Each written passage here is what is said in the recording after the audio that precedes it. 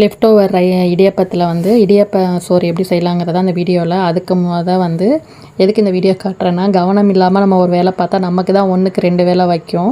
நான் ஏன்னா 1.5 தேங்காய் கிட்ட அரைச்சி தேங்காய் வந்து மிக்ஸி ஜாரில் அரைக்கும் போது கவனம் இல்லாமல் பார்த்தனால பாதி தேங்காய் கிட்ட எனக்கு கொட்டி வேலை வச்சிருச்சு. அது என் பொண்ணு தான் க்ளீன் பண்ணாங்க. இப்போ பவுல் அடுப்பில் வச்சுட்டு நல்லா தாராளமாகவே நெய்யும் எண்ணெயும் விட்டுக்காங்க. ஒரு 2 டேபிள் ஸ்பூன் வந்து எண்ணெய், 2 டேபிள் ஸ்பூன் வந்து நெய், அதுக்கப்புறம் பச்சை மிளகா, வெங்காயம் இதெல்லாம் வெட்டி நல்லா வந்து கொஞ்சம் நேரம் எண்ணெயில் வதங்கினதுக்கப்புறம் கொஞ்சமாக ஒரு கப்பு வந்து கேரட் சேர்த்துக்காங்க.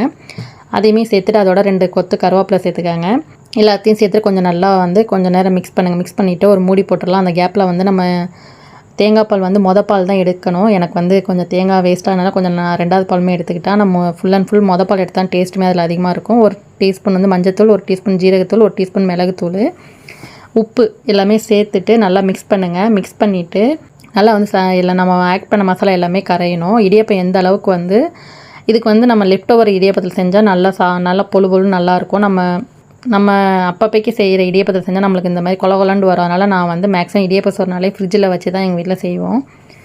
அப்போ தான் வந்து நம்மளுக்கு வந்து அதில் டிப் பண்ணி எடுக்கவும் நல்லா சூப்பராகவும் இருக்கும். அதனால் வந்து மேக்ஸிமம் நீங்கள் இந்த மாதிரி லெஃப்ட் ஓவர் இடியாப்பத்தில் செய்கிறதா இருந்தால் கண்டிப்பாக இந்த ரெசிபி வந்து உங்களுக்கு யூஸ் ஆகும். இந்த மாதிரி எல்லாத்தையும் டிப் பண்ணிவிட்டு எவ்வளோ நம்ம டிப் பண்ணி எடுத்ததுலேயே பாருங்கள் பொழு பொழுன்னு இருக்கும். இப்போ நல்லாவே ஓரளவுக்கு வந்து மசாலா எல்லாமே வந்து வதங்கியிருக்கும். இதில் வந்து 2 டேபிள் ஸ்பூன் வந்து இஞ்சி பூண்டு சேர்த்துக்காங்க. அதோட வந்து டேஸ்ட்டுக்கு கொஞ்சமாக வந்து முந்திரியும் சேர்த்துக்காங்க. எல்லாம் சேர்த்துட்டு நான் 4 முட்டை உடச்சி ஊற்றிட்டு அதையுமே வந்து நல்லா முட்டை வந்து நல்லா வதக்குங்க. நல்லா வதங்கினதுக்கப்புறம் நீங்கள் தனியாக வதக்கி சேர்த்தாலும் ஒன்றும் பிரச்சனை இல்லை. நான் அதிலே வந்து ஒரு வேலையை முடிட்டுன்னு சொல்லிவிட்டு நான் வெங்காயத்தோடு வந்து முட்டையும் சேர்த்து நல்லா வதக்கிட்டேன். இப்போ வேணுங்கிற அளவுக்கு உப்பு சேர்த்துக்காங்க. முட்டை ஒரு அளவுக்கு நல்லாவே வந்து வதங்கியிருக்கும். இப்போ அதோட வந்து ஒரு பிஞ்ச் வந்து கரம் மசாலா சேர்த்துட்டு ஒரு டீஸ்பூன் வந்து மிளகுத்தூள் சேர்த்துக்காங்க. காரம் வேணும்னா இன்னும் கொஞ்சம் கூட நீங்கள் சேர்த்துக்கலாம். இப்போ நம்ம வந்து இடியப்பத்தையும் அதில் சேர்த்துட்டு நல்லா வந்து அடுப்பு லோ ஃப்ளேமில் வச்சு நல்லா வந்து வெங்காயம் எல்லாமே வந்து மிக்ஸ் ஆகிற அளவுக்கு நல்லா வந்து ஒரு 10 நிமிஷம் அப்படியே வந்து மிக்ஸ் பண்ணுங்கள். அதுக்கப்புறம் இடியப்பமே நல்லா ஓரளவுக்கு ஹீட் ஆகிரும்.